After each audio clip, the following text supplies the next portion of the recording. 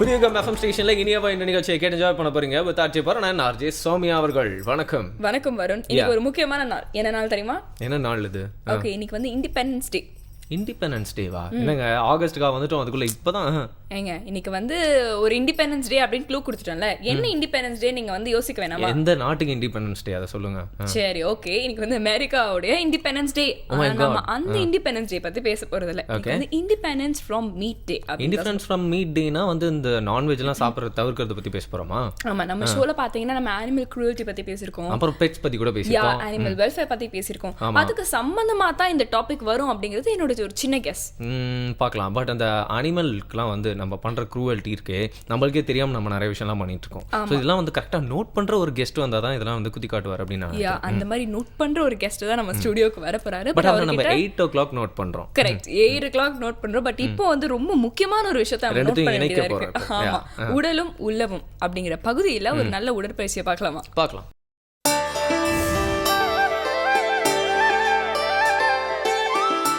இப்பொழுது நாம் கண் பயிற்சியினுடைய இரண்டாவது பயிற்சி செய்ய இருக்கிறோம். அடுத்த பயிற்சியில் நம்முடைய கைகளை மேலும் கீழுமாக அசைக்க இருக்கிறோம். அப்படி அசைக்கும் பொழுது அந்த கை அசைவை, குறிப்பாக பெருவிரலுடைய அசைவை கண்களால் கவனிக்க இருக்கிறோம். கைகள் மேலே உயர்த்தும் பொழுது ரொம்ப தலையை பின்னோக்கி சாய்த்து கண்களால் கை விரலை கவனிக்கக்கூடாதுங்க. எந்த அளவுக்கு இயற்கையாக கண்களால் மேலே எழும்ப முடியுமோ அந்த அளவுக்கு மட்டும்தான் கைகளை மேலே உயர்த்தணும். இப்போ ஒரு முறை செய்து காட்டுவாங்க. ஸ்டார்டிங் பொசிஷனில் கை இருக்கு, கண்களால் 2 பெருவிரலை கவனிக்கிறார்கள், தலை ரொம்ப கீழே குனியக்கூடாது. இப்போ கண்களால் பெருவிரல்களை பார்த்து கொண்டே கைகளை ஒரு வளைந்த கோடாக மேலே உயர்த்த வேண்டும். ஸ்டார்ட். அப்,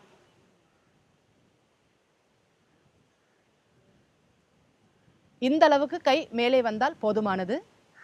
டவுன், ஒரு வளைந்த கோடாக மீண்டும் ஸ்டார்டிங் பொசிஷனுக்கு கையை கொண்டு வரணும்.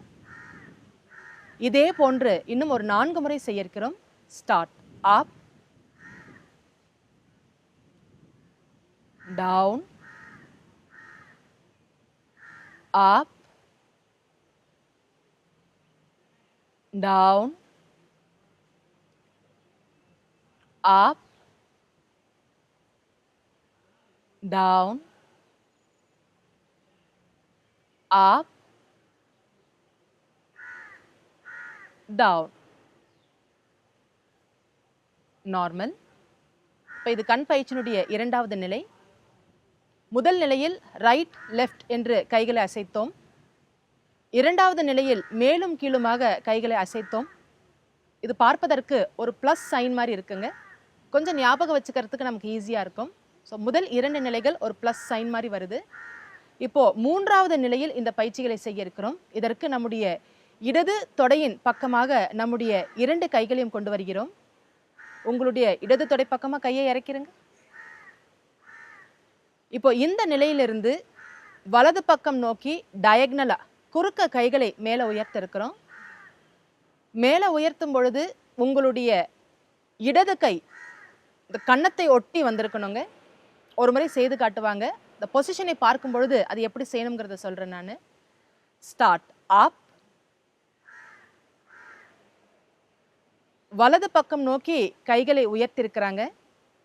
அவங்களுடைய இடது கை அவங்களுடைய இடது கன்னத்தை ஒட்டி வந்திருக்கணும். குறுக்க மேல வந்திருக்கணும், கன்னத்தை ஒட்டி வந்திருக்கணும். நம்முடைய வலது கை பொசிஷன் ஒரு L shape, English alphabet L ஷேப்ல இருக்கணுங்க. இடது கை எந்த அளவுக்கு குறுக்க மேலே தூக்கி இருக்க முடியுமோ தூக்கி இருக்கிறோம். கன்னத்தை ஒட்டி கை வந்திருக்கணும். இந்த நிலையில் நம்முடைய 2 பெருவிரல்களையும் பார்த்து கொண்டிருக்கிறோம். மீண்டும் டவுன் சொல்லும் பொழுது பெருவிரல்களை பார்த்து கொண்டே இடது தொடை நோக்கி கைகளை இறக்க வேண்டும். இப்போ பார்த்துக்கிட்டே கையை கீழே இறக்குங்க.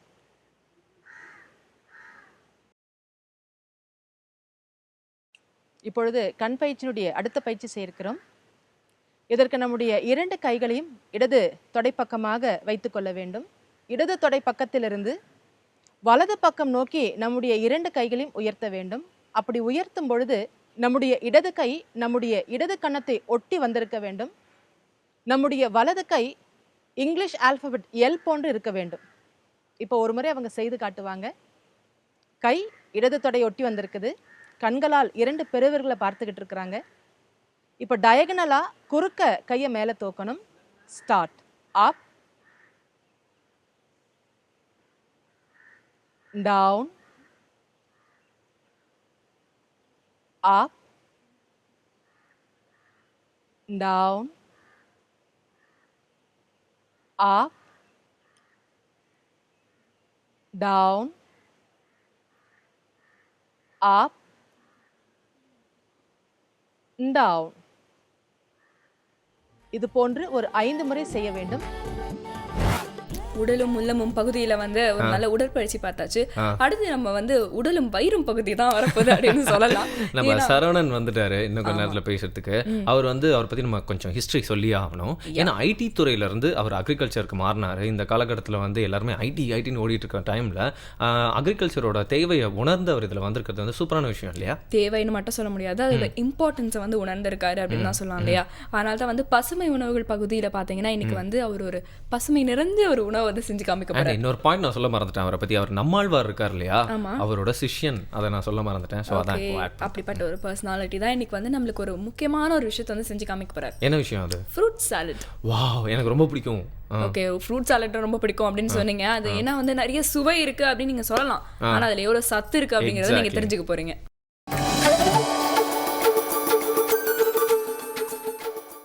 வணக்கம். இன்றைய பசுமை உணவில் வந்து பழக்கலவை பண்ணலாம். ஃப்ரூட் சாலட் எப்படி பண்ணலான்னு பார்க்கலாம். முதல்ல வந்து இது தேவையான பொருள் சொல்லிடுறேன். தேன் பால் அல்லது வெள்ளைப்பாகு, தேங்காய் பால், கொய்யாப்பழம், மாதுளை முத்து, மாம்பழம், சப்போட்டா, பலாப்பழம், வாழைப்பழம். வேறு என்ன பழங்கள் உங்களுக்கு சதையுள்ள பழங்கள் கிடைக்குதோ அது அதிகமாக சேர்த்துக்கலாம்.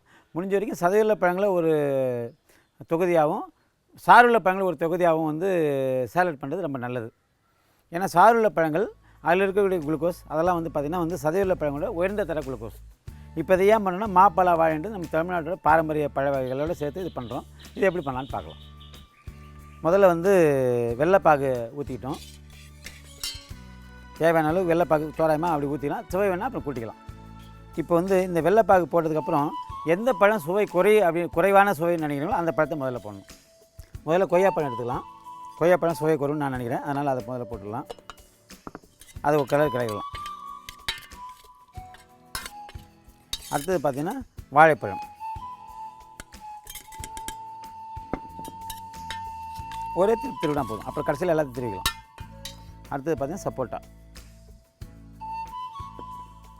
அடுத்தது மாம்பழம். அடுத்தது பலாப்பழம். அடுத்தது மாதுளை முத்துக்கள். தேவையான அளவு போட்டால் போதும் மாதுளை முத்துக்கள். இது கிளறிட்டு திரும்பி தேங்காய் பால் கொஞ்சம் கலந்துக்கலாம். இந்த தேங்காய் பால் மீண்டும் எதுக்காக சொல்கிறேன்னா, இந்த தேங்காய் பால் இது கூட சேரும்போது இது சுவை கூட்டுறது மட்டும் இல்லாமல் இந்த பழங்களோட அணுக்களையும் முழு உயிரணுக்களோட சேர்ந்து போகும்போது நமக்கு வந்து முழு அணுக்களோட சத்து அப்படியே கிடைக்கும். அதுதான் இதுக்கு. அதாவது உடம்பு எல்லா சாப்பாட்டையும் வந்து ஒத்துக்கிறது இல்லை, நிறைய சாப்பாட்டை ரிஜெக்ட் பண்ணும். அப்படி ரிஜெக்ட் பண்ணும்போது எதை ரிஜெக்ட் பண்ணணும் நமக்கு தெரியாது. இந்த சில பேருக்கு இந்த பலாப்பழத்தை கூட ரிஜெக்ட் பண்ணோம். அதனால் வந்து தேங்காய் பால் சேர்க்கும்போது இந்த பலாப்பழத்தை உடம்பு ரிஜெக்ட் பண்ணாத அளவுக்கு இந்த தேங்காய் பால் சேர்த்து அந்த முழு அணுவோடு உள்ளே போகும்போது நம்ம வந்து முழுமையாக செரித்து முழுமையான சத்து வந்து உடம்புல சேர்க்குது. ரத்தத்தில் குளுக்கோஜனை உடம்புல சேர்க்குது. சில பேர் வந்து இந்த நீரிழிவு நோயாளிகளுக்கு சிறுநீரக கோளாறு உள்ளவங்க சில பேருக்கு வந்து பார்த்தீங்கன்னா இந்த பழம் சாப்பிடாதீங்க அந்த பழம் சாப்பிடாதீங்கன்னு சொல்லுவாங்க. அது அப்படி அல்ல. எல்லா பழத்துலேயும் ஒவ்வொரு பழத்துலேயும் ஒவ்வொரு விதமான குளுக்கோஸ் இருக்குது. இந்த குளுக்கோஸ் எல்லாமே வந்து ரத்தத்தில் இருக்கக்கூடிய கிளைக்கோஜன் அப்படின்னு சொல்லக்கூடிய சர்க்கரைக்கு இணையான தரம் உள்ள குளுக்கோஸ். இது எந்த குளுக்கோஸ் நமக்கு தேவை, நம்ம உடம்புக்கு பயன்படும், நம்ம வந்து இந்த நீரிழிவு நோயை கட்டுப்படுத்துன்றது நமக்கு தெரியாது. அதனால் எல்லா குளுக்கோஸையும் நம்ம சாப்பிட்லாம். எந்த குளுக்கோஸ் ஊற்றுவதோ அதை ஏற்றுக்கும், மற்ற குளுக்கோஸ் உணவாக மாறிடும். இந்த குளுக்கோஸ் தரம் உயர்ந்து சாப்பிட நீங்கள் எதை சாப்பிட்டாலும் உடம்பு ஏற்றுக்கும். உடம்பு ஏற்றுச்சுன்னா அது வந்து சத்தாவோ மருந்தாவோ மாறும். ஏற்றுக்கலாம் கழிவுகளை தேங்கும். கழிவுகளின் தேக்கம் நோய், கழிவுகளின் நீக்கம் சிகிச்சை. இதுதாங்க. கனியை தின்றால் பிணியை போக்கும். பிணின்றது நோய். எந்த கனியை சாப்பிட்டாலும் பிணியை போக்கும். அது பசியும் பிணி தான். பசி பிணியும் போக்கும், உடம்புல மற்ற பிணியும் போக்கும். நிறைய பேர் நோய் நினச்சிக்கிறது நிறைய விஷயம் நோயே கிடையாது. அது முதல்ல தெரிஞ்சுங்க. அது வந்து பாடியோட கண்டிஷன். இருமல் வருது, சளி பிடிக்குது, லேசாக ஜுரம் வருது, தலைவலிக்குது, இதெல்லாம் நோய் கிடையாது. நோய் வருவதுக்குன்னா அறிகுறி அல்லது உங்கள் உடம்பு அந்த கண்டிஷனில் இருக்குதுன்னு அர்த்தம். அப்போ இந்த பழங்கள் சாப்பிடும்போது இதை நிரந்தரமாக அந்த நோய் வந்து குணப்படுத்தும். நீங்கள் நோயின்னு நினைக்கிற ஒரு விஷயத்தை குணப்படுத்தும், நோய் கிடையாது. அந்த கண்டிஷனை மாற்றி முழுசான ஒரு உடம்பை வந்து கண்டிஷன் கொண்டாந்துடும். அந்த முழு கண்டிஷன் உடம்பு வரும்போது நோய் எதிர்ப்பு உருவாகிடும். அப்போ எந்த நோயும் உங்களுக்கு தாக்காது, நோயோட அறிகுறியும் உங்களுக்கு இருக்காது. உடம்பு வந்து நல்ல பலசாலியாக நல்ல ஆரோக்கியமாக கடைசி வரைக்கும் வாழலாம். இப்போ வந்து பழ கலவை தயார்.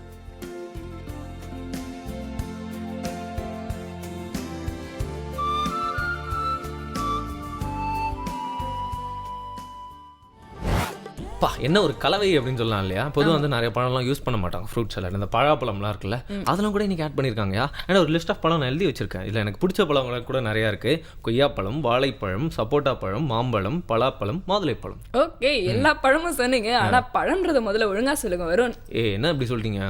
அது வந்து பழம் கிடையாது, பழம். முதல்ல ழா வந்து ஹலோ, உங்க பேச்சு நான் அக்கா உங்களுக்குலாம் ஃப்ரூட் சாலட் செஞ்சு காட்டலாம்னு நினைச்சேன். பட் நீங்க அதை மிஸ் பண்ண போறீங்க. பட் ஃப்ரூட் சாலட் மாதிரியே சூப்பரான பகுதிகள்லாம் அந்த வேல இருக்கு. சுவாரஸ்யமான நிறைய பகுதிகள் காத்துட்டு இருக்கு புதிய FM ஸ்டேஷன்ல. இது இனியவை என்று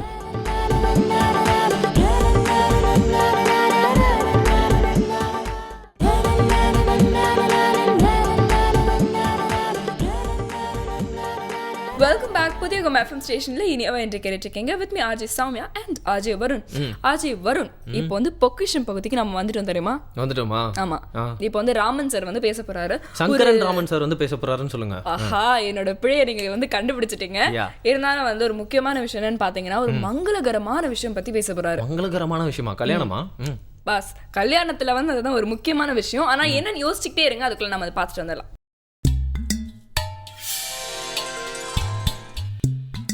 பொக்கிஷன் நிகழ்ச்சியில் டெய்லி ஒரு ஆன்டிக்கை பற்றி நம்ம பேசின்னு இருக்கோம். இன்றைக்கி வந்து பேச போகிற பொருள் வந்து இன்றைக்கும் பயன்பாட்டில் இருக்கிற ஒரு பொருள், எல்லா சமுதாயத்திலும் பயன்படுத்துகிற ஒரு பொருள் தான் அது.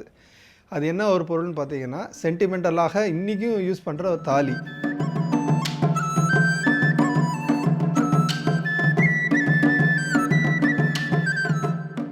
தாலியோட ரெஃபரன்ஸ் நம்மளுக்கு எவ்வளோ நாள் இருக்குன்னா, 2000 வருஷத்துக்கு முன்னாடியே தாலி பயன்பாட்டில் இருக்குதுன்னு ஒரு ரெஃபரன்ஸ் இருக்குது. சங்க காலத்தில் வந்து ஆண்கள் கூட தாலி கட்டியிருக்கிற மாதிரி ஒரு ரெஃபரன்ஸ் நான் படிச்சிருக்கேன். அந்த மாதிரி தாலி வந்து இப்போவும் பயன்படுத்துகிறாங்க. இப்போ பயன்படுத்துகிற தாலி எல்லாமே மோஸ்ட் தங்கத்தில் பயன்படுத்துகிறாங்க. ஏன் அப்படின்னு யோசித்து பார்த்தோன்னா, கணவன் இறந்தப்புறம் ஒரு பொருளாதார வசதி கிடைக்கணுங்கிறது வழி தான் தங்கத்தில் தாலி இருந்திருக்கு. இந்த தங்கம் தாலிங்கிற ஒரு கான்செப்ட் எப்படி வந்ததுன்னா, இதுக்கு முன்னாடி ஒரு 200 வருஷத்துக்கு முன்னாடி பயன்படுத்தின ஒரு தாலியை பற்றி தெரிஞ்சால் தான் நம்ம அதை பற்றி விவரம் தெரிஞ்சுக்க முடியும். அந்த தாலி என்னன்னா, இந்த மாதிரி ஒரு பாக்ஸ் டைப்பில் இருக்கிற ஒரு தாலி. ஏன் இது ஒரு பாக்ஸ் டைப்பில் இருக்குன்னு ஆராய்ச்சி பண்ணி பார்த்தோன்னா, அவங்க பொருளாதாரத்துக்குன இந்த பாக்ஸோட சைஸ் வந்து வித்தியாசப்படுது நம்மளுக்கு. இந்த பாக்ஸுக்குள்ளே அந்த காலத்தில் பயன்பாட்டில் இருக்கிற தங்க காசு, பொடி தங்க காசு 0.35 கிராம்ஸ்லேருந்து நம்ம தங்க காசு பயன்பாடு இருக்குது. அந்த தங்க காசுகளை வந்து அவங்க பொருளாதார வசதி தக்கன இந்த பாக்ஸுக்குள்ளே போட்டுருவாங்க. இந்த போட்டு இது தாலியாக கட்டிடுவாங்க. இந்த தாலியை வந்து கணவர் இறந்தப்புறம் அந்த தாலியை கழட்டி அந்த தாலிக்குள்ள எவ்வளோ தங்கம் இருக்கோ அதை வந்து அந்த பெண்களோட பிற்கால வாழ்க்கைக்கு பயன்படுத்துகிறாங்க. இதை எப்படி கன்ஃபார்ம் பண்ண முடியுதுன்னா, கணவர் இறந்தப்புறம் இப்போ தாலியை வந்து 13ஆம் நாள் தாலி பிரிக்கும் வழக்கம் அப்படின்னு ஒன்று உண்டு. அது இப்போ நிறைய சமுதாயத்தில் இப்போவும் வந்து பண்ணிட்டு இருக்காங்க. ஏன் அந்த தாலி பிரிக்கிற வழக்கம்னா, 13ஆவது நாள் சுற்றம் உறவினர்கள் எல்லோரும் இருக்கிறதுனால அந்த கவலை தெரியாது. அதுக்கப்புறம் என்ன பண்ண போகிறாங்க, அந்த பொண்ணோட வாழ்க்கை எப்படி இருக்குங்கிறது தீர்மானிக்கிறதுங்கிறது வந்து இந்த தாலி தான். இந்த தாலியை பிரித்தா அந்த பாக்ஸுக்குள்ளே எவ்வளோ தங்க காசுகள் இருக்கோ அதை வச்சு அவங்க வாழ்க்கையை நிர்ணயிச்சுக்கிறாங்க. இந்த பாக்ஸ் பார்த்திங்கன்னா, இதில் வந்து என்ன படம் போட்டிருக்குன்னா, எல்லா தாலிலையும் ரவி மன்மதனோட படம் தான் இருக்குது. அவர் குதிரையில் போகிற மாதிரியோ நிற்கிற மாதிரியோ நடக்கிற மாதிரியோ ஒரு பொருள் தான் கிடைக்கிது. ஏன்னா காதல் தெய்வம் வந்து நம்ம ரதி மன்மதன் தான். அந்த படத்தை தான் பயன்படுத்தியிருக்காங்க தாலிக்கு. அதுக்கப்புறம் மருவி இப்போ வந்து வெறும் டிசைன் மட்டும்தான் இருக்குது. இந்த ரதி மன்மதனோட தாலி பார்த்தோம். அந்த தாலி வந்து எப்பொழுதுமே வந்து நகைக்கடையில் எப்படி பண்ணுறாங்கன்னா, இந்த மாதிரி ஒரு சீலை பயன்படுத்தி தான் பண்ணுறாங்க. இது வந்து ஃபீமேல் பார்ட் அப்படிம்பாங்க. மேல் பார்ட்டும் பண்ணிவிட்டு இடையில தங்க தகடை வச்சு ப்ரெஸ் பண்ணான்னா அந்த தங்க தாலி வந்து நமக்கு ரதிமன்ம உருவத்தோடு கிடைக்குது. அந்த காலத்தில் நிறைய அணிகலன்கள் பயன்படுத்தியிருக்க ரெஃபரன்ஸ் நம்மளுக்கு நிறைய இருக்குது. ஆனால் தாலியில் வந்து என்ன ஸ்பெஷலிஸ்ட் அப்படின்னா, எல்லா அணிகளும் இருக்கும்போது அவங்க வந்து ஏதாவது தேவைக்கு வேண்டி வீடு கட்டுறதுக்கோ பிஸ்னஸ் பண்ணுறதுக்கோ அந்த அணிகலன் கழட்ட முடியும். உதாரணத்துக்கு பார்த்தீங்கன்னா, கோவலன் கூட அவர் காலணியை கழட்டி கொண்டு போய் தான் ராஜாட்ட வந்து காமிக்கிறாரு. ஆனால் தாலியை வந்து கட்டினதாக எந்த விதமான ரெஃபரன்ஸும் கிடையாது நம்மளுக்கு. தாலிங்கிறது வந்து கடைசி கணவன் இறந்த பிறகு தான் தாலியை கட்டணுங்கிற ஏன்னா அது ஒரு பெரிய சேவிங்ஸ் மாதிரி அவங்களுக்கு. அதனால தான் வந்து தங்கத்தில் வைக்கிறாங்க.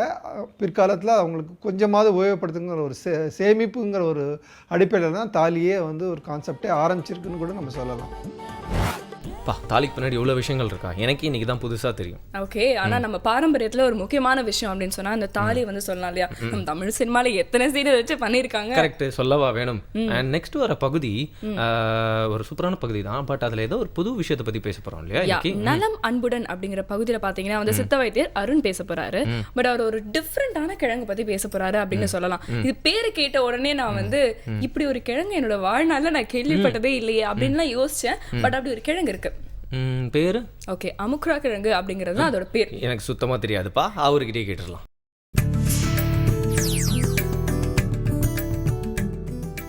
இன்றைக்கு நம்ம பார்க்கக்கூடிய கடைச்சரக்கு அமுக்குரா கிழங்கு. அமுக்குரா கிழங்குங்கிறது ஒரு வேர்க்கிழங்கு. அமுக்குரா செடியோட வேரை தான் வந்து நமக்கு இது வந்து மருந்தாக பயன்படுத்துகிறோம். இது கசப்பு சுவையுடைய ஒரு வேர், மிகச்சிறந்த பலனை அளிக்கக்கூடிய வேர். நீங்கள் இணையத்தில் போய் விதேனியா சொம்னிஃபெரா, இதுதான் என்னுடைய தாவரவியல் பெயர், விதேனியா சொம்னிஃபெரான்னு சொல்லி சர்ச் பண்ணிங்கன்னா அதில் என்னென்ன பலன் இருக்குது, என்னென்ன ஆராய்ச்சி இருக்குங்கிறத முற்றிலுமாக நீங்கள் தெரிஞ்சுக்க முடியும். இதில் செய்யப்படாத ஆராய்ச்சியே இல்லைங்கிற சொல்கிற அளவுக்கு உடம்பில் உள்ளக்கூடிய அவ்வளோ நோய்க்கும் எதிராக செயல்படக்கூடிய ஒரு மருந்து உண்டு அப்படின்னா அது இந்த அமுக்குரா கிழங்கு தான். இந்த அமுக்குரா கிழங்கை தொடர்ந்து பயன்படுத்திட்டு வரும்போது நோய் இல்லாமல் வாழக்கூடிய ஒரு சூழ்நிலையை பெறலாம். எவ்வாறு பயன்படுத்துவது அப்படின்னு பார்த்தீங்கன்னா, நாட்டு மருந்து கடைகளில் இந்த அமுக்குரா கிழங்கு கிடைக்கும்.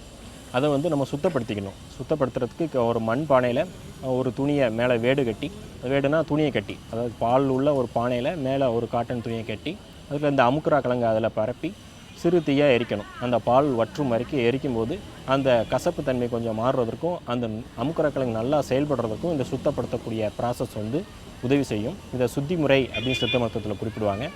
இந்த அமுக்குராங்கிழங்கு சுத்தி பண்ண அமுக்குராங்கிழங்கை நல்லா உலர்த்தி அதை பவுட்ரு பண்ணி 1லேருந்து 2 கிராம் வரைக்கும் நம்ம ரெகுலராக எடுத்துக்க முடியும். குறிப்பாக சொல்லப்போனால் ரத்த சோகையை குணமாக்குதல் மிகச்சிறந்த மருந்து இந்த அமுக்குராங்கிழங்கு. ரத்த சோகைன்னு சொல்லும்போது இன்றைக்கு இருக்கக்கூடிய பெண்களுக்கு நிறையா இருக்குதுன்னு நம்ம சொல்லலாம். ஒரு 40 வயது ஆகும்போது இந்த ரத்த சோகையினால் உடல் வீக்கம் ஏற்படக்கூடிய சூழ்நிலை வரும். உடல் வலி இருக்கும், அவங்களால ரொம்ப தூரம் நடக்க முடியாது, நடந்தால் மூச்சு வாங்கும். இந்த மாதிரியான பிரச்சனைகள்லாம் நடுத்தர வர்க்க பெண்களுக்கும் அதற்கு கீழே உள்ள பெண்களுக்கும் ரொம்ப அதிகமாக இருக்குது. அதாவது அவங்க சாப்பிட்ற உணவு சத்தான உணவாக இல்லாததுனால, அதாவது காய்கறிகள் பழங்கள் இல்லாமல் வீட்டில் மற்றவங்க சாப்பிட்டது போக மீதி இருக்கிற சோறை மட்டுமே சாப்பிட்டு வாழக்கூடிய சூழ்நிலை இருக்கக்கூடிய பெண்களுக்கு இந்த ரத்த சோகை ஏற்படும். அந்த ரத்த சோகையிலேருந்து விடுபடுவதற்கு இந்த அமுக்குராங்கிழங்கு பொடியை 3 வேளை சாப்பிடலாம். காலை 2 கிராம், மதியம் 2 கிராம், இரவு 2 கிராம், 3 வேளை கிட்டத்தட்ட 60 நாட்கள் சாப்பிடும்போது அந்த ரத்த சோகையை முழுமையாக நீங்கி நல்ல உடல் அழகும் உரமும் பெறக்கூடிய அளவில் அந்த அமுக்குரா கிழங்கு வேலை செய்யும். வாத நோயின்னு சொல்லக்கூடிய எல்லா நோய்களுக்குமே, வாதம்னா ரொம்ப ஒன்றும் பயப்பட வேண்டியதில்லை, வாத நோய்கள் 80 வகையாக சித்த மருத்துவத்தில் சொல்லப்பட்டிருக்கு. கைகளில் வரக்கூடிய வாதங்கள், தோள்பட்டையில் வரக்கூடிய வாதங்கள், கழுத்தில் வரக்கூடிய வலி, இதையெல்லாம் வாதம்னு குறிப்பிடுவோம். அப்படிப்பட்ட வாத நோய்கள் வராமல் தடுப்பதற்கும், வாத நோய்கள் வந்தால் அதிலிருந்து விடுபடுவதற்கும் இந்த அமுக்குரா கிழங்கு பொடியை நம்ம வந்து பயன்படுத்த முடியும். அதே மாதிரி 2 கிராம் அளவு காலை இரவு தேனில் குழச்சி சாப்பிட்டோன்னா இந்த வாத நோய்கள் வலி வீட்டிலேருந்து முற்றிலுமாக வந்து விடுபட முடியும். இன்னும் ஒல்லியாக இருக்கிறோம், கொஞ்சம் குண்டாக இருந்தால் நல்லாயிருக்கும்னு நினைக்கிறவங்களாம் இந்த அமுக்குரா கிழங்கு பொடியை 2 கிராம் அளவு பாலில் கலந்து சாப்பிடணும். காலையிலையும் இரவுலையும் பாலில் கலக்கி இந்த அமுக்குரா கிழங்கு பொடியை வந்து சாப்பிடலாம். சுவைக்காக வேணும்னா கற்கண்டு சேர்த்துக்கலாம். நெய்யுடன் சேர்ந்து லேகியமாக கிண்டியும் சாப்பிட்லாம். இந்த உடல் ஒல்லியாக இருக்கிறவங்க குண்டாகனு நினச்சிங்கன்னா லேகியமாக கிண்டியும் சாப்பிட்லாம். அமுக்குரா கிழங்கு பொடியை பாலில் கலந்து மிக்ஸ் பண்ணி அடுப்பேற்றிக்கணும். அதில் கருப்பட்டியும் போட்டு பாகு காய்ச்சுற மாதிரி நல்லா காய்ச்சணும். பாகு பதம் வரும்போது அதை நல்லா இறக்கி வச்சு கிளறி நெய் விட்டு கிளறி எடுத்துக்கிட்டோன்னா அது அமுக்குரா லேகியமாக இருக்கும். அந்த லேகியத்தையும் நம்ம ஒரு நாளைக்கு 5 கிராம் அளவு சாப்பிட முடியும். ஒரு பெரிய கொட்டைப்பாக்கு அளவு காலை இரவு 2 வேளை சாப்பிடும்போது இந்த ஒல்லியாக இருக்கிறவங்களாம் கொஞ்சம் குண்டாகிறதுக்கு அமுக்குரா கிழங்கு லேகியத்தை வந்து பயன்படுத்த முடியும். அமுக்குரா கிழங்கு ஏன் அமுக்குரான்னு பேர் வந்ததுன்னு தமிழ் நூல்களை தேடி பார்க்கும்போது மொழி ஞாயிறு தேவனைய பாவனர் ரொம்ப தெளிவாக குறிப்பிட்டிருக்காரு. வீக்கத்தை அமுக்கக்கூடிய தன்மை இந்த அமுக்குராவுக்கு உண்டு. அதாவது வீக்கத்தை அமுங்கி போகக்கூடிய தன்மையுடைய அமுக்குரா கிழங்குக்கு தான், அதனால தான் அமுக்குரா அப்படின்னு பேர் வந்தது. அதுக்கு நம்ம வெளிப்புறமாக அதுக்கு வந்து பயன்படுத்த முடியும். அமுக்குரா கிழங்கு நல்லா வேக வச்சு அதை நன்றாக அரைச்சி வீக்கம், கை கால் வீக்கத்துக்கெலாம் அதை வந்து பற்று மாதிரி போட்டோம்னாலே அந்த வீக்கம் வந்து அமுங்கும். அந்த செடியோட இலையை எடுத்து அரைச்சி பற்று போட்டாலும் அடங்கும். நம்ம கிழங்கு நாட்டு மருந்து கடைகளில் இருக்கக்கூடிய கிழங்கை வேக வச்சு அதை அரைச்சி போட்டாலும் அந்த வீக்கத்தை அது குறைக்கக்கூடிய தன்மையில் தான் அதுக்கு அமுக்குரா அப்படின்னு பேர் வந்ததாக சொல்லுவாங்க. இன்னும் குறிப்பாக இது வந்து மனநோயை கட்டுப்படுத்துவதில் ரொம்ப முக்கியமான ஒரு மருந்தாக செயல்படுது. தூக்கம் இல்லாமல் தவிக்கிறவங்கெல்லாம் இரவு நேரங்களில் இந்த அமுக்கரா கிழங்கு பொடியை ஒரு 2 கிராம் அளவு எடுத்துக்கிட்டோன்னா, பாலில் கலந்து எடுத்துக்கிட்டோன்னா, ஒரு 7:30 மணி அளவுக்கு எடுத்துக்கிட்டோன்னா நன்றாக தூக்கம் வரும். தூக்க மாத்திரையை சாப்பிட்டா தான் தூக்கம் வரும்னு இருக்கிறவங்க இந்த அமுக்கரா கிழங்கு பொடியை தாராளமாக எடுத்துக்கலாம். ஸ்ட்ரெஸ்னால் ஏற்படக்கூடிய மனநோயை தீர்க்கக்கூடிய ஆற்றலும் இந்த அமுக்கரா கிழங்குல இருக்குன்னு நவீன ஆய்வுகள் உறுதி செஞ்சுருக்கேன். இதில் ஏற்கனவே நம்ம பார்த்தா இது நரம்பு உரமாக்கியாக செயல்படும், உடல் உரமாக்க செயல்படும், அது நல்ல ஒரு ஆன்டி ஆக்சிடெண்ட்டாக செயல்படும், நல்ல ஒரு உடல் வலுவை தரக்கூடிய ஒரு பொருளாக செயல்படுங்கிறது எல்லாமே நவீன ஆய்வுகளில் நிரூபிக்கப்பட்டுக்கிட்டே இருக்குது. இதை வந்து ஒரு ஆண்மை பெருக்கி மருந்தாக தான் நம்ம நிறைய பேர் இதை பயன்படுத்திகிட்டு இருக்காங்க. அது இல்லாமல் இது பொதுவாக ரத்த சோகையிலேருந்து உடல் வலுவை கொடுக்கக்கூடியதுலேருந்து எல்லா விதத்துக்கும் நம்ம வீட்டிலேயே தயார் பண்ணக்கூடிய ஒரு மருந்தை இதை வந்து பயன்படுத்திக்கலாம். பொதுவாக அமுக்கரா பொடி எந்த ஒரு பொடியாக இருந்தாலும் அதற்கு ஆயுட்காலம்னு பார்த்திங்கன்னா 3 மாத காலம்தான். 3 மாத கால அளவில் நம்ம அதை பயன்படுத்திக்கலாம். அதுக்கப்புறம் அந்த ஆக்ஷன் குறைஞ்சிட்டே வரும். 3 மாதத்துக்கு புதுசாக நாமளே இந்த அமுக்கரா பொடியை பயன்படுத்தி காயகற்ப மருந்தாக பயன்படுத்தி உடலும் மனமும் நலம் பெற்று வாழ இந்த அமுக்கரா கிழங்கு பொடியை பயன்படுத்தலாம். சித்த வைத்தியர் அருண் சார் வந்து பாத்தீங்கன்னா வந்து ரொம்ப எளிமையான பொருட்கள்ல இருக்கிற ஒரு நல்ல விஷயத்தை பத்தி சொல்லுவார் இல்லையா? அதை பத்தி வந்து தெரிஞ்சுக்கும் போதுதான் வந்து நம்ம வீட்டுல வந்து அம்மா எல்லாம் சொல்லுவாங்க, காய்கறி எல்லாம் வேஸ்ட் பண்ணவே பண்ணாத அப்படின்வாங்க. என்னமா இருக்கு காய்கறியில அப்படின்னு நானும் நிறைய தடவை யோசிச்சிருக்கேன். ஆனா இவர் சொன்னதுக்கு அப்புறம் தான் வந்து அதுல இருக்கிற ஒரு சின்ன இம்பார்ட்டன்ஸ் புரிஞ்சுட்டு இப்பெல்லாம் காய்கறி வேஸ்ட் பண்றதே கிடையாது. True fact. கரெக்டாக சொல்லிக்கிங்க. ஆனா இவர் சொல்ற விஷயங்கள்லாம் எனக்கு ரொம்ப புதுசா இருக்கு. இது வரைக்கும் நான் கேள்வியே பட்டதில்லைன்னு சொல்லலாம். ஆமா, கேள்விப்படாத விஷயத்தை வந்து சொல்றது தான் அவரோட ஸ்பெஷாலிட்டி. இந்த மாதிரி நிறைய விஷயங்கள் காத்துட்டு இருக்கு புதிய FM ஸ்டேஷன்ல. இது இனியவை என்று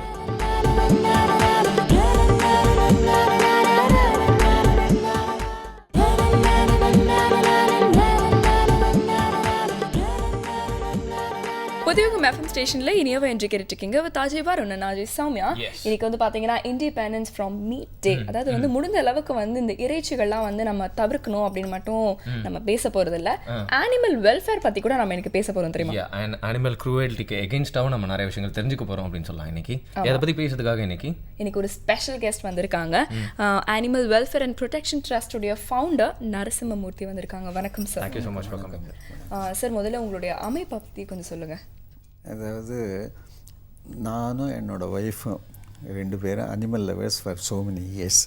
ஸோ எங்கே எந்த அனிமல் டிஸ்ட்ரெஸில் இருந்தாலும் ஆன் த ஸ்பாட் அதை வந்து கொண்டு வந்து ட்ரீட் பண்ணி அது ரெக்கவர் ஆகிற வரை எங்கள் ஆர்கனைசேஷன்லேயோ எங்கள் ஹாஸ்பிட்டல்லையோ இல்லை எங்கள் வீட்லேயோ வச்சு அது நல்லா ரெக்கவர் ஆன பின்ன திரும்பி கொண்டு போய் அதே இடத்துல விட்டுருவோம். அந்த மாதிரி ரெஸ்க்யூ பண்ண அனிமல்ஸ் வந்து all kinds of animals, dogs, cats, monkeys, birds, even snakes we have rescued, even horses abandoned on the highways. So இந்த நாளை பற்றி பேசுறதுக்கு ஒரு கரெக்டான கெஸ்ட்டாக தான் நம்ம கூப்பிட்டுருக்கோம்னு சொல்லலாம் இல்லையா? ஆப்டான கெஸ்ட்னு கூட சொல்லலாம் இல்லையா? இதை பற்றி பேசுறதுக்கு முதல்ல நம்ம இந்த டாபிக் பற்றி கொஞ்சம் டிஸ்கஸ் பண்ணி ஆகணும். இண்டிபெண்டன்ஸ் ஃப்ரம் மீட் டே இல்லையா? இப்படி ஒரு நாள் வந்து ரொம்ப அவசியம் அப்படின்னு நினைக்கிறேன். பட் அதுக்கான காரணங்கள்லாம் நீங்கள் சொல்லுங்கள் சார். எந்த அளவுக்கு இந்த மாதிரியான ஒரு நாள் அதாவது ஒரு அவேர்னஸ் கிரியேட் பண்ணலாம். இந்த மாதிரி மீட்டு சாப்பிடக்கூடாது, அனிமல்ஸை துன்புறுத்தக்கூடாது. அட்லீஸ்ட் அந்த பர்டிகுலர் டே அன்னைக்கு they will not eat meat. அது வந்து ஒரு நல்ல இதுதான். ஸோ இந்த மாதிரி ஒரு டேயில் நம்ம இது பேசும்போது பார்த்தீங்கன்னா ஒரு சின்ன அவேர்னஸ் ஸ்ப்ரெட் ஆகும் அப்படின்னு சொல்கிறாங்க இல்லையா? அதே மாதிரி சார், மீட் ஃப்ரீயாக இருக்கிறது நம்மளுக்கும் சரி விலங்குகளுக்கும் சரி எந்த அளவுக்கு வந்து யூஸ்ஃபுல்லாக இருக்கும், அது எந்த அளவுக்கு அவசியம் அப்படின்னு சொல்ல முடியுமா? மனுஷங்களுக்கு டெஃபினட்டாக யூஸ்ஃபுல்லாக இருக்கும். ஏன்னா விலங்குகள் சாப்பிட்றதுனால வந்து நிறைய வியாதிகள் வருது. பர்டிகுலர்லி கொலஸ்ட்ரால் லெவல் இன்க்ரீஸ் ஆகும். 2வது மீட்டை வந்து அவங்க கட் பண்ணுறதுலாம் மோஸ்ட் அன்ஹைஜீனிக் கண்டிஷன்ஸில் அதை வந்து கொடுமைப்படுத்தி கட் பண்ணி பண்ணுறாங்க. அந்த மாதிரி ஒரு மீட்டை சாப்பிடும்போது டெஃபினட்டாக ஏதாவது ஒரு சைடு எஃபெக்ட் இருக்க தான் இருக்கும். ஸோ எல்லா நான்வெஜிடேரியன் ஃபுட்டுமே மோஸ்ட் அன்ஹைஜீனிக் தான். அதுக்கு ஏதோ ப்ரிஸ்கிரைப் பண்ணியிருக்காங்க ரூல்ஸ் எல்லாம். மாடு ஆடுன்னா ஸ்லாட்டர் ஹவுஸ் கொண்டு போகணும், அதை வந்து மெடிக்கல் சர்டிஃபிகேட் கொடுக்கணும், அதுக்கப்புறம் தான் சாவடித்து அதுக்கு சாவடிக்கிறதுக்கு முன்னால் வந்து மயக்க ஊசி போடணுமா அதுக்கு. ஸோ அதுக்கு தெரியாமல் இருக்கிறதுக்கு அது சாவடிக்கிறாங்கன்னு தெரியாமல் இருக்குது. அதெல்லாம் பண்ணால் டெஃபினட்டாக சரி பரவாயில்லன்னு சொல்லலாம். பட் நம்ம ஜனங்க எதுவுமே அப்சர்வ் பண்ணுறது கிடையாது. எல்லாமே மோஸ்ட் க்ரூயல் மேனர் தான் வளர்க்குறாங்க. ஓகே, இந்த மாதிரி மீட் சாப்பிட்றது மட்டும் இல்லை சார், இந்த வீகனாக வாழ்கிறது அப்படிங்கிறது வந்து பார்த்தீங்கன்னா இப்போ இந்த மாதிரி பழக்கம் இருக்கவங்களுக்கு வந்து ரொம்ப கஷ்டமான விஷயமா இருக்கலாம். பட் நீங்கள் ஒரு எக்ஸாம்பிளாக இருக்கீங்க, வீகனாக இருக்காங்கல்ல சார் நிறைய பேர் வந்து. அண்ட் இந்த பால் ப்ராடக்ட்ஸ்லாம் கூட வீகனாக இருக்கவங்க தவிர்த்துறாங்க அப்படின்னு சொல்கிறாங்க. ஸோ ஒரு வீகனாக வாழ்கிறதுனால எந்தெந்த மாதிரியான அட்வான்டேஜஸ் அண்ட் நன்மைகள்லாம் நம்மளுக்கு இருக்குது அப்படின்னு சொல்லுங்கள். அட்வான்டேஜஸ்னால் பை நேச்சர் வந்து அனிமல் லவர்ஸ்ன்னு சொல்கிறவங்க என்ன தான் சாக்ரட்டிஸாக அந்த காலத்திலே சொன்னார், அந்த compassion for animals is a noblest of all virtues. எங்கள் லெட்டர் பேடில் கூட தான் போட்டிருப்போம், compassion for animals is a noblest of all virtues. So அதனால் வந்து அதில் டெஃபினட்டாக வந்து சாப்பிடாமல் இருக்கிறவங்களுக்கு புண்ணியம் சொல்ல முடியும், புண்ணியம் டெஃபினட்டாக இருக்கும். சாப்பிட்றவங்களுக்கு டெஃபினட்டாக இது இருக்காது. பட் இவ்வளோ அனிமல்ஸ் என்ன பண்ணுறதுன்னு ஒரு கொஸ்டின் மார்க் வரும். இப்போ ஆக்சுவலாக இந்த இது கோயிலில் கூட முந்தைய சாக்ரிஃபைசஸ் இருந்தது, ஆடு இதெல்லாம் வந்து. அப்போ இவங்க தான் ப்ராப்பர் இது பண்ணாங்க, சிஎம் தான் கொண்டு வந்தாங்க. அது கோயிலில் வந்து ஆடு சாக்ரிஃபைஸ் பண்ணக்கூடாதுன்னு. ஸோ அப்போ நான் பெருமைக்கு வேண்டி சொல்ல, ஒய்ஃப் என்ன பண்ணாங்கன்னா, she used to go around all the temples nearby. போய் கட்டி இருக்கிற ஆடுங்களெல்லாம் வந்து she used to release all the dogs with help of the police.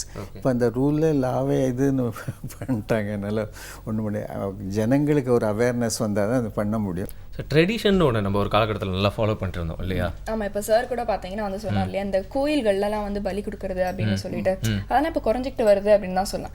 அதே மாதிரி ட்ரெடிஷன் அப்படின்னு சொல்லும்போது பார்த்தீங்கன்னா, நம்ம இந்தியர்கள் வந்து இந்த விலங்கு வதைக்கு வந்து எதிர்ப்பு தெரிவித்த மாதிரி நிறைய கொள்கைகள்லாம் வச்சிருந்த ஆட்கள்னு சொல்லலாம். அதே மாதிரி பார்த்தீங்கன்னா வந்து வெள்ளிக்கிழமை, இந்த சனிக்கிழமை இந்த விரதம்லாம் இருப்பாங்க. அன்னைக்கெல்லாம் பார்த்தீங்கன்னா வந்து இந்த கறி மீன் மாதிரியான விஷயங்கள்லாம் வந்து சாப்பிடவே மாட்டாங்க. இது வந்து ரொம்ப ஸ்ட்ராங்காக ஒரு கொள்கையாக இருக்கு. நிறைய பேர் வந்து இருக்காங்க. ஆனால் அது வந்து இன்னைக்கு கொஞ்சம் கம்மியாகிக்கிட்டே வந்து இந்த கொள்கைகள்லாம் வந்து கைவிடப்பட்டுட்டு வருது அப்படிங்கிற நிலைமை ஏற்படுறதுக்கு என்ன காரணம்னு நினைக்கிறீங்க? இல்லை, என்னென்னா இப்போ ஜனங்க என்ன நினைக்கிறாங்கன்னா, நான் வெஜிடேரியன் சொல்லிக்கிறதுல பெருமைப்படுறாங்க. இப்போ என்ன வெஜிடேரியன்ஸாக இருக்கிறவங்க கூட யாராவது கூப்பிட்டு போய் ஹோட்டலில் கூப்பிட்டு போய் அதை இதை வாங்கி கொடுத்து என்ன பண்ணுறாங்கன்னா, அவங்க வந்து நான் வெஜிடேரியன்ஸ் ஆகிடுறாங்க. அந்த மாதிரி இருக்காங்க. அது வந்து ஒரு ரீசன். வேறு ஒன்றும் ரீசன் சொல்ல முடியாது. நிறைய பேர் வந்து தேர் கன்வெர்ட்டிங் டு நான் வெஜிடேரியன்ஸ், எக்ஸப்டிங் வெரி ஃபியூ வெஜிடேரியன்ஸு அந்த மாதிரி பண்ணாங்க. பட் வெஜிடேரியன்ஸே வந்து ஆன்டி அனிமல்ஸ் நிறைய பேர் இருக்காங்க. இப்போ நாங்கள் வந்து இதெல்லாம் பண்ணுறோன்னு சொல்லிட்டு எங்கள் அக்கம் பக்கத்தில் இருக்க நேபர்ஸ் எல்லாம் they hate us, including traditional என்ன சொல்ல மாட்டேன் ஒரு கம்யூனிட்டி. அவங்க வந்து பூஜை இதெல்லாம் பண்ணுவாங்க, எல்லாம் பண்ணுவாங்க. அட் தி சேம் டைம் எங்கள் வீட்டில் ஒரு 20-25 பூனைங்க இருக்குது. அந்த பூனை அந்த காம்பவுண்டு வேலை ஏறினாலே உடனே அடித்து துரத்துவாங்க. அதே மாதிரி டாக்ஸு வெளியில் ஃபீட் பண்ணுறோம், எல்லாத்துக்கும் பிஸ்கட்ஸு அதெல்லாம் போடுவோம், எங்கள் வீட்டு முன்னால் வரும், சாப்பிட்ட உடனே அது போயிடும், அதையும் துரத்துவாங்க. ஏன் இதெல்லாம் போடுறீங்க நீங்கள், நியூசன்ஸாக இருக்குது, என்ன நியூசன்ஸாக இருக்குன்னு சொல்லி துரத்துவாங்க. அதே மாதிரி தான் வந்து ஃப்ளாட்ஸில் டாக்ஸ் வச்சக்கூடாதுன்னு சொல்லி இல்லையோ எவ்வளோ அசோசியேஷனில் பைலாஸில் போடுறாங்க. அதுவும் வந்து இல்லீகல்னு சொல்லி ஹைகோர்ட்டில் டிக்ளேர் பண்ணிட்டாங்க. Even commission of corporation has given letter செய்யும் யார் வேணால் பெட்ஸ் வச்சுக்கலாம், ஃப்ளாட்டில் வச்சுக்கலாம். அந்த மாதிரி வச்சுக்கிறதுல இதுவாக கிடையாது. ஒன்லி திங் இஸ் பாக்கி பேருக்கு நியூசன்ஸ் இல்லாமல் வச்சுக்கணும். அப்படி இப்போ ரீசெண்டாக பார்த்தீங்கன்னா எவ்வளோ ஃப்ளாட்ஸில் வந்து பர்க்லர்ஸு அவங்க நுழைஞ்சி கதவை உடச்சி எல்லாம் உள்ளே போயிருக்காங்க. எல்லா ஃப்ளாட்ஸும் எல்லாம் வீடும் பாருங்கள், ஒரு வீட்லேயாவது நாய் கிடையாது. இந்த மாதிரி சம்பவம் நடந்த இடத்துல ஒரு வீட்டில் கூட நாய் கிடையாது. அதுவே வந்து எங்கள் வீட்டில் வந்து நாங்கள் லாக் கூட பண்ண மாட்டோம் டோரை, because free access. Tax, Ghats, any birds எதுவாக இருந்தாலும் சரி எல்லாமே ஃப்ரீ ஆக்சஸ். ஸோ இவங்க வீட்டில் இது இருக்குது, நம்ம போகக்கூடாது அப்படின்னு ஒரு அவேர்னஸ். கதவை பூட்ட மாட்டோம், நாங்கள் வெளில போனால் கூட கேட்டை பூட்ட மாட்டோம். ஏன்னா ஒருத்தர் வர முடியாது, பயம் அவங்களுக்கு இந்த மாதிரி இருக்குது அவங்க வீட்டில், அதனால் போகக்கூடாதுன்னு. ஸோ பட் ஆனால் ஜனங்க வந்து பாதி பேருக்கு மேலே வந்து dead against this stray dogs. அதை கல் எடுத்து அடிக்கிறது, இது பண்ணுறதுலாம். பட் அதுவே அவங்களுக்கு புரிய மாட்டேங்குது. அதே நாய்க்கு வந்து சாப்பாடு போட்டால் it will protect them 24 hours.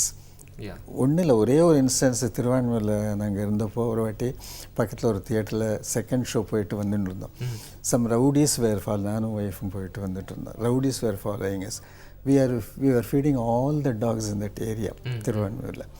உடனே நான் கையை இது பண்ணி நாய் பாஷையில் சொல்லுவேன் கூப்பிட்டேன் பாருங்கள். 6 டாக்ஸ் அங்கேருந்து அலறி அடித்து ஓடி வந்ததுக்கு பின்னால் வந்தது. இந்த rowdies they took to their heels. ரொம்ப ட்ராமாட்டிக்காக, ரொம்ப அது புரிய மாட்டேங்க ஜனங்களுக்கு. இவ்வளோண்டு அந்த நாய் உங்கள் மேலே பாசமாக அதில் உயிரே வச்சிருக்கு. பட் அப்படி இருந்து கூட சில பேர் என்ன பண்ணுறாங்கன்னா, வீட்டில் வளர்க்குற நாயை வந்து எங்களுக்கு வச்சுக்க முடியல, உங்கள் ஷெல்டரில் கொண்டு விடலாமா, ஏன் வளர்த்தீங்க, உங்கள் மேலே உயிர் வச்சுருக்கு, அதுக்கு தெரியாது நீங்கள் கொண்டு போய் இந்த மாதிரி விட போகிறீங்கன்னு தெரியாது. அந்த நாயை கேட்பாங்க, நாங்கள் இதுக்கு டொனேஷன் வேணால் கொடுக்குறோம், கொண்டு வந்து விடலாமா அப்படின்னு. ஏதாவது ஒரு ரீசன் சொல்லுவாங்க, ட்ரான்ஸ்ஃபரில் போகிறோம், ஃபாரின் கண்ட்ரி, ஏதோ கம்பெனிங் ரீசன்ஸ் இருந்தால் பரவாயில்ல. அப்போ கூட அந்த நாய் வந்து அதுக்கு தெரியாது இந்த மாதிரி ஓனர் நம்மளை விட்டு போகிறாருன்னு. அது இங்கே கொண்டு வந்து விட்டால் நான் கத்திகிட்டே இருக்கும் பாவம், திங்கிங் அபவுட் தூரில். அது ஃபஸ்ட்டு சான்ஸ் எங்களுக்கு இன்னும் ஞாபகம் இருக்குது. நாங்கள் இந்த ஆர்கனைசேஷன் நாங்கள் சந்தோஷபுரத்தில் இருக்கோம். ஆரம்பித்த புதுசில் நிறைய டாக்ஸ்லாம் உள்ளே வச்சுருப்போம். அதில் ஒரு டாக் வந்து ரொம்ப புஷ்ஷியாக நல்லா இருந்தது, யாரோ அபேண்டன் பண்ண டாக் தான் அது. 2 வருஷம் 3 வருஷம் நல்லா பழகிடுது. அப்புறம் யாரோ வந்தவங்க என்ன பண்ணாங்கன்னா, நாய் ரொம்ப நல்லா இருக்குது, வி வில் அடாப்ட் த டாக்னு சொல்லி அந்த டாக் அடாப்ஷன் பண்ணி கொண்டு போயிட்டாங்க. எங்கேன்னா they went to Anna Nagar, their house was in Anna Nagar, weaver near Tambaram. Dog கொண்டு போயிட்டாங்க. யூ வில் நாட் பிலீவ், இன்றைக்கி கொண்டு போயிருக்காங்க டாகை. நெக்ஸ்ட் டே மார்னிங் பார்த்தா எங்கள் வீட்டு கேட்டு முன்னால் படுத்துட்டு இருக்குது. அவ்வளோ தூரம் ஸ்மெல்லு பிடிச்சி வந்து ஸ்கின் அண்ட் போன்ஸு அங்கே சாப்பிடவே இல்லை. அவ்வளோ பியூட்டி பொம்பரைன் மாதிரி இருக்கும் அது. அங்கேருந்து நடந்து வந்திருக்கு all the way, chasing back it steps to our house. பார்த்தா பக்கத்தில் கேட்டு முன்னால் படுத்துருக்கு. மறுநாள் காலையில் பார்த்தேன். இன்ஃபேக்ட் சார் நீங்கள் இதெல்லாம் சொல்லும் போது வந்து நிறைய பேருனால நம்பவே முடியாது. யார் பெட்ஸ் வளர்த்துருக்காங்களோ அவங்களால மட்டும் தான் அதெல்லாம் ஃபீல் பண்ண முடியும். ஒன்றும் இல்லை சார், நான் எங்களுக்கு நிறைய கால்ஸ் ரெஸ்கியூ கால்ஸு இந்த எங்கள் ஏரியாலெல்லாம் அந்த காலத்தில் வந்து இப்போ கூட அப்படி தான் இருக்குது. ஓவர் ஹெட் ஒயர்ஸ், பேர் ஒயர், கவர்டு ஒயர்ஸ் கிடையாது, ஓப்பன் ஒயராக இருக்கும். அது 3 ஃபேஸ் கரண்ட்டு போகிறது இல்லையா, 3 ஒயர் இருக்கும். இங்கே தாம்பரம் பக்கத்தில் கொஞ்சம் மங்கீஸ் நிறைய இருக்கும். இந்த மங்கீஸுக்கு தெரியாது, அந்த போஸ்ட்டை பிடிச்சி இப்படி பிடிச்சிடும் கையை. பிடிச்ச உடனே ஷாக் அடிச்சு டமாலில் கீழே வந்துடும். நிறைய கால்ஸு தாம்பரத்துலேருந்து வரும், வெஸ்ட் தாம்பரத்துலேருந்து வரும். அந்த காலத்தில் எக்கச்சக்கமாக இருந்தது மங்கீஸு. நிறைய கால்ஸ் வந்து நாங்கள் என்ன பண்ணால் போய் எங்கள் ஸ்டாஃபை வச்சு அந்த மங்கியை ரெஸ்கியூ பண்ணி வீட்டில் கொண்டு அதுக்குன்னு தனி கேஜ் வச்சுருக்கோம், பெரிய கேஜ் வச்சுருக்கோம். அந்த கேஜில் வச்சு அதை ட்ரீட் பண்ணி என்ன அதுக்கு சாப்பாடெலாம் வச்சு திரும்பி அது ரெக்கவர் ஆன உடனே திரும்பி அதே ஏரியாவில் கொண்டு போய் எங்கே கேட்ச் பண்ணோம் அதை அங்கேயே கொண்டு போய் கேஜ் ஓப்பன் பண்ணால் ஓடி போயிடும், திரும்ப அந்த ஏரியாவில் ஓடி போயிடும். என்ன அந்த மங்கியை கொண்டு வந்து எங்கள் வீட்டில் அந்த மாதிரி ஒரு டைமில் வந்து 3-4 மங்கீஸ் இருந்தது ஒரு ஏரியா. அப்புறம் வந்து வைல்ட் லைஃப் போர்ட்லேருந்து ஃபோன் பண்ணாங்க, இந்த மாதிரி நீங்கள் மங்கீஸ் வச்சுருக்கீங்களா வீட்டில், இட்ஸ் அ வைல்டு அனிமல் வீட்டில் வச்சுருந்தாங்க. சொன்னால் இந்த மாதிரி reason behind keeping the monkeys at home. அவங்க சொன்னாங்க, நீங்கள் வரி பண்ணிக்காதீங்க, நீங்கள் நேராக இங்கே கொண்டு வந்து விட்டுருங்க வைல்ட் லைஃப், எங்கள் இதில் ஏரியாவில் நிறைய இருக்குது ஃபாரஸ்ட் ஏரியாவில், we will take care of them அப்படின்னு சொல்லுவாங்க. அப்போ கூட நாங்கள் என்ன பண்ணுவோம்னா எங்கே பிடிச்சோமோ அங்கே தான் கொண்டு போய் விடுவோம், அது நேச்சுரல் சரௌண்டிங்ஸில். ஸோ இது வந்து அக்கம் பக்கத்தில் இருக்கிறவங்க ஆர்த்தடாக்ஸ் பீப்புள் சில பேர் இருக்காங்க, அங்கேருந்து காலையில் வந்து ஆஞ்சநேயர்னு சொல்லி சுற்றி வந்து கும்பிட்டு வருண். இன்னைக்கு வந்து இண்டிபெண்டன்ஸ் ஃப்ரம் மீட் டேல பார்த்தீங்கன்னா ஒரு சின்ன ஃபேக்ட் வந்து நான் பதிவு பண்ணணும் அப்படின்னு நினைக்கிறேன். ரீசெண்டாக வந்து ஒரு ரிசர்ச்சோட முடிவில் வந்து என்ன சொல்லியிருக்காங்கன்னா, இப்போ வந்து இந்த நான்வெஜ் வந்து என்னால் விடவே முடியல அப்படின்னு இருக்கவங்களுக்காக இந்த ஃபேக்ட் நம்ம வந்து பதிவு பண்ணணும் அப்படின்னு நினைக்கிறேன். வாரத்தில் 3 நாள் மட்டும் நீங்கள் நான் வெஜிடேரியன் சாப்பிடுங்க, மற்ற நாள் மிச்சம் 4 நாள் வந்து நான்வெஜ் சாப்பிடாம இருந்தீங்கன்னா நீங்கள் ஹார்ட் டிசீஸ், ஸ்ட்ரோக், கேன்சர் இந்த மாதிரி எக்கச்சக்கமான டிசீஸ்ல இருந்து நீங்கள் வந்து உங்களை பாதுகாத்துக்கலாம், ப்ரொடெக்டடாக இருக்கலாம். ஸோ கொஞ்சம் அதை அவாய்ட் பண்ணுங்க அப்படின்னு சொல்கிறாங்க. கிரேட். ஆக்சுவலாக பார்த்தீங்கன்னா அந்த ஹேபிட்டை உடனே விட முடியாது இல்லையா? ஸோ இந்த ஐடியா எனக்கு வந்து ரொம்ப நல்லதாக தான் படுது. இப்போ நிறைய ஐடியாஸ்லாம் கிடைக்கணும்னா நிறைய கொஸ்டின்ஸ்லாம் கேட்கணும். தொடர்ந்து பேசலாம். புதிய FM ஸ்டேஷனில் இது இனியவை இன்று.